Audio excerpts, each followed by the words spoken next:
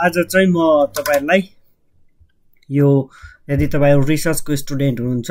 अनि तपाईहरु असाइनमेन्ट गर्दै हुनुहुन्छ भने तपाईहरुलाई रिफरेन्सिङ सिस्टम जसरी पनि हाल्नुपर्ने हुन्छ र त्यो रिफरेन्सिङ सिस्टम कसरी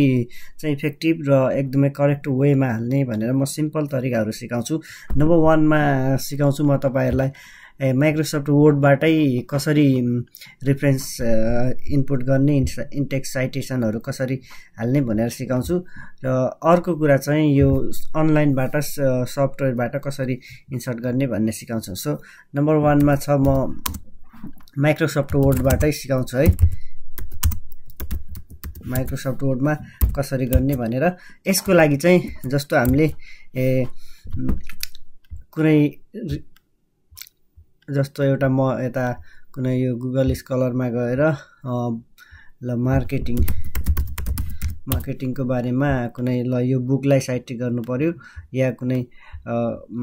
यो तपाईहरुको यो के भन्छ नि जहिले पनि साइटेसन गर्दाखेरि तपाईहरुले यो जसको साइट धेरै छ साइट यो साइटेड बाइ भनेर जुनमा धेरै छ त्यसलाई चाहिँ बढी फोकस गर्नु होला किनभने यो चाहिँ बढी वेल नोन हुन्छ र तपाईले यसमा हेर्नुहुन्छ भने कसरी साइटेसन दिएको छ यो सबै हेर्नुहुन्छ। यो जस्तो हामीले अक्सर युज गर्ने भनेको हार्वर्ड रिफरेन्सिङ सिस्टम हो र यसमा चाहिँ यो भित्र खोल्ने हैन अनि त्यसपछि चाहिँ यो बुक कोले लेखेको छ भनेर यसरी यहाँ हुन्छ यतातिर पनि हुन्छ हैन अनि यतातिर यहाँ यता हेर्यो भने पनि हुन्छ अनि यहाँ पनि छ बुक बाइ भनेर यसमा कपी गर्ने अनि फेरि तपाईले माइक्रोसफ्ट वर्डमै जाने यसमा चाहिँ रेफरेन्स ट्याबमा जाने अनि यो चाहिँ तपाईको कहिले पनि तपाईको रेफरेन्स हाल्नुभन्दा अगाडि चाहिँ यो तपाईले देख्नु के रे सच्याउनु पर्छ एपीआई आको है हार्वर्ड जुन चाहिन्छ त्यही गर्ने अनि त्यसपछि इन्सर्ट साइटेसन गर्ने। अब यसमा चाहिँ तपाईले बुक हो भने बुक सिलेक्ट गर्ने अनि यसमा नाम टाइप गर्ने तपाईको फर्स्ट नेममा फर्स्ट नेम लास्ट नेममा चाहिँ लास्ट नेम टाइप गर्ने अनि एड गर्दिने। फेरि अर्को छ तपाईको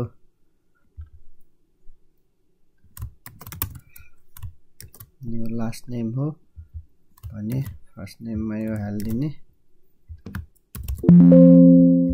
एड गर्ने अनि अर्को पनि छ यसमा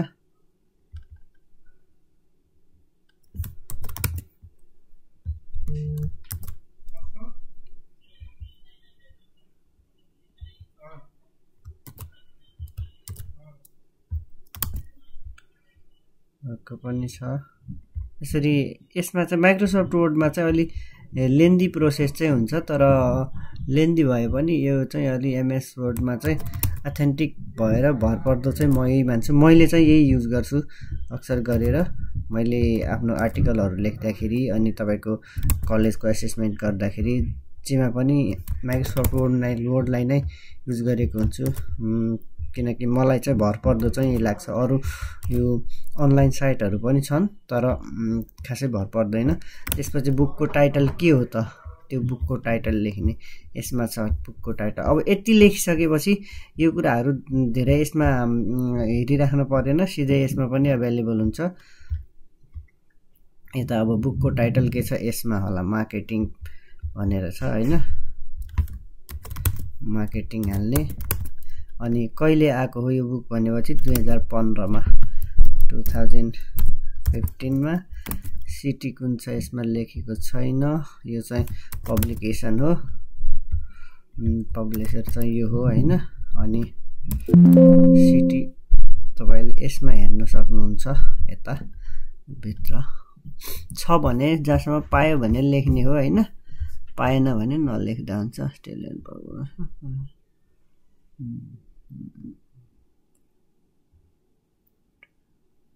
अस्ट्रेलिया पेर्सन अस्ट्रेलिया यो चाहिँ अस्ट्रेलियामा अस्ट्रेलिया लेखिदिए भयो। अस्ट्रेलियाको कुन सिटी छ यही हो सिटी भनेको सायद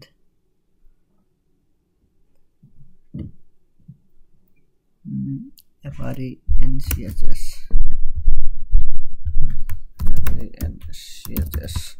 यो नलेखे नि हुन्छ अनि एडिसन चाहिँ कुन हो भनेर यता तपाईले कपिराइट भनेर हुन्छ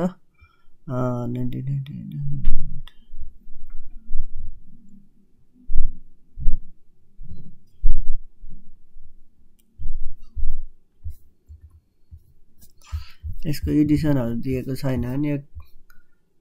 फर्स्ट एडिसन नै हुनुपर्छ 9th एडिसन ल यतै छ 9th एडिसन हो भनेपछि यो भयो हैन यो चाहिँ बुकको भयो हैन यो चाहिँ बुकको भयो अब एउटा म आर्टिकलको गरेर देखाउँछु तपाईहरुलाई ल मार्केटिङकै बारेमा कुनै एउटा आर्टिकल हेरौँ ल यो मार्केटिङ डिजिटल मार्केटिङ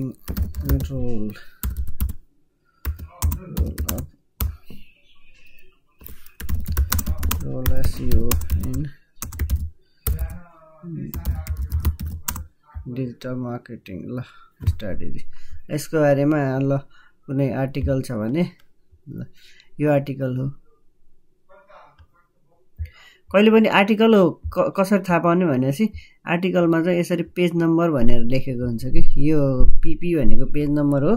यो भनेको आर्टिकल हो के है यसमा म यो अरु खोज्नुको कारण चाहिँ म यसमा इस्यु नम्बर भोल्युम सबै हेरिरहेको छु के त्यही भएर यसमा छैन पुरै दिएको हुनु पर्छ कि कुनैमा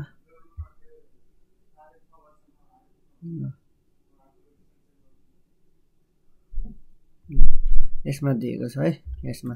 ल यसको यो चाहिँ एउटा आर्टिकल हो हैन म यो आर्टिकलमा फेरि यसमा उ रहेछ फेरि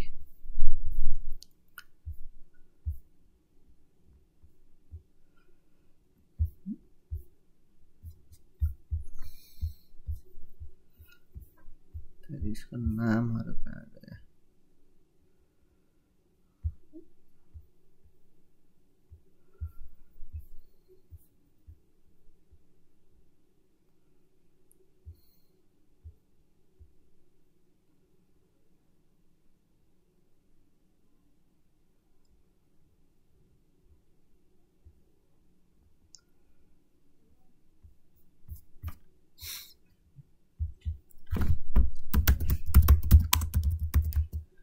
पेस्टल मोडल स्ट्र्याटेजिक म्यानेजमेन्टमा हेर्छु है म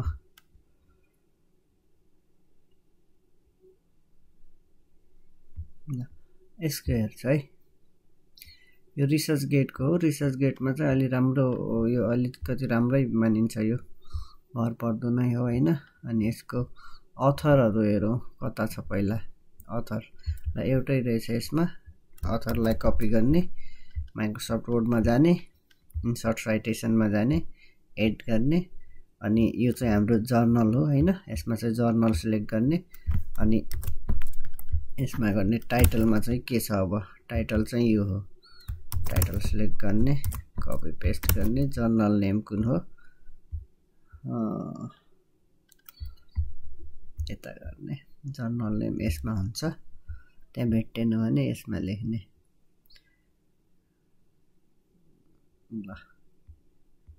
यो सेकेन्डको चाहिँ यो चाहिँ टाइटल पछिको चाहिँ जर्नल नेम हुन्छ है पब्लिकेसन नेम जर्नल नेम हुन्छ यो लेख्ने अनि त्यसपछि इयर चाहिँ 2016 हो पेज नम्बर चाहिँ कति देखि कति सम्म छ भोल्युम चाहिँ 35 कहिले पनि अगाडिको चाहिँ भोल्युम नम्बर हुन्छ र पछाडीको इस्यु हुन्छ है 35 र 2 35 and 2 बस डन यो चाहिँ साइटेसन भयो हैन कहिले पनि अनि जस्तो तपाईहरुले साइटेसन यो यस्तो चाहिँ तपाईहरुले यो साइटेसन चाहिँ कुनै पनि सेन्टेन्स लेखेपछि लास्टमा लेख्ने कुरा हो यदि तपाईहरु फर्स्टमा लेख्नुहुन्छ जस्तै अकर्डिङ टु भनेर तपाईले यो लेख्नुहुन्छ भने यो त्यसपछि जे पनि लेख्नुहुन्छ भने यो चाहिँ करेक्ट वे होइन के रिफरेन्सिङको यसलाई चाहिँ के गर्ने भनेपछि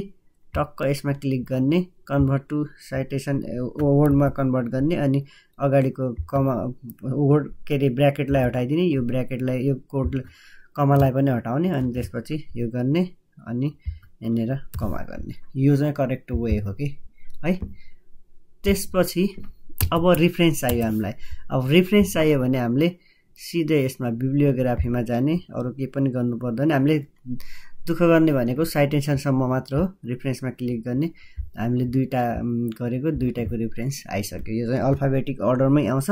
यो अल्फाबेटिक अर्डर अनुसार नै हो। जस्तो हामीले कोटलरको एउटा मार्केटिङको बारेमा यो पियर्सन एजुकेसनको बुक साइट गरेको थियो, अर्को चाहिँ यो मेनेट भन्नेको चाहिँ 2016 को यो चाहिँ एउटा आर्टिकल साइट गरेको थियौँ। यो दुईटैको जे साइटेसनमा आयो त्यो चाहिँ रिफरेन्समा, आर्टिकल लेखिसकेपछि लास्टमा रिफरेन्स गर्ने, अनि यो चाहिँ आउँछ। र अर्को तरिका हो तपाईँको, जस्तो यो रिफरेन्स, यो यसलाई कपी गर्ने होइन, यो हामीले यो यसको लागि रिफरेन्स दिँदैछौँ भने यसलाई कपी गर्ने, अनि यसमा एउटा साइट जेनेरेटर भन्ने छ, यसमा माइबिब यसमा छ,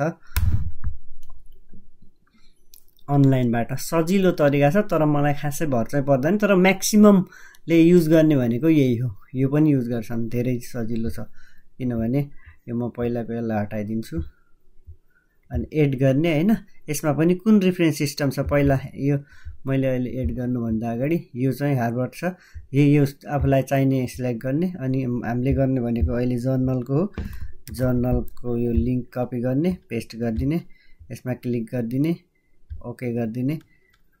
यो रिफरेन्स आयो। यो चाहिँ सिधै रिफरेन्स आयो होइन। अब तपाईँले जस्तो तपाईँलाई त इन्टेक्स साइटेसन चाहिन्छ, सुरुमा त यसमा 3 डटमा क्लिक गर्ने, कपी इन्टेक्स साइटेसन गर्ने, अनि त्यसपछि कान्नेर कपी गर्नुपर्ने हो, त्यहाँनिर गर्नुपर्ने हो, पेस्ट गरिदिने, यो भयो। र यसको साइटेसन चाहिँ यसलाई कपी यसलाई लास्टमा डाउनलोड गर्ने, सबै तपाईँले जति सक्दो सबै गर्ने होइन। अनि सबै गरिसकेपछि डाउनलोड गर्ने यसरी, अनि डाउनलोडमा बस्छ, अनि यसलाई चाहिँ खोल्ने,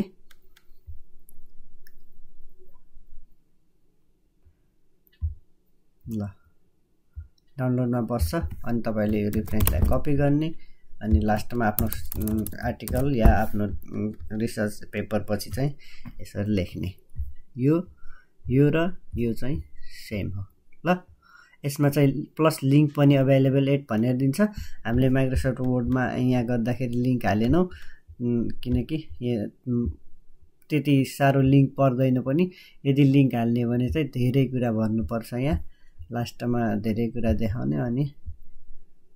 युआरएलमा चाहिँ लिङ्क राख्दिए कता हो ल, यसको लिङ्क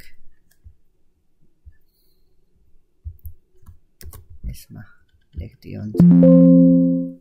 ओके गर्ने, अनि साइटेसन रिफरेन्सलाई पनि अपडेट गरिदिने।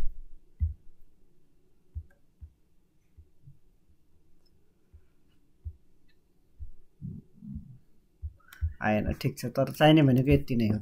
सो यो चाहिँ तपाईँको यो रिफरेन्स कसरी राख्ने यसमा भर पर्छ है। सो तपाईँलाई पनि यदि नै यस्तै समस्या थियो भने अब चाहिँ क्लियर हुनुभयो होला सायद रिफरेन्स राख्नमा। So thank you so much.